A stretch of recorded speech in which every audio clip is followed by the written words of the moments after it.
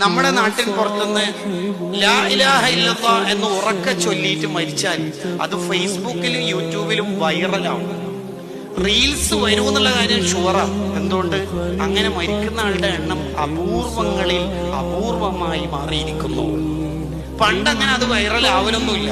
അത് social media സംവിധാനം അത്ര പ്രചാരം നേടാത്തോണ്ടൊന്നുമല്ല.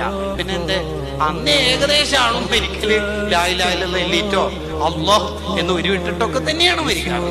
ഇന്ന് അത് അപൂർവമായിരിക്കും. അതിന്റെ പ്രധാന കാരണം അന്ന് ആരെ കണ്ടാലും അന്നത്തെ സാധാരണക്കാരായ മനുഷ്യന്മാര് ആണായാലും പെണ്ണായാലും ദ്വാരക്കാൻ പറയല് ഈമാൻ സലാമത്തവൻ ദ്വാരക്കണം ഉസ്താദേ, ആഖിബത്ത് നന്നാവൻ ദ്വാരക്കണേന്ന.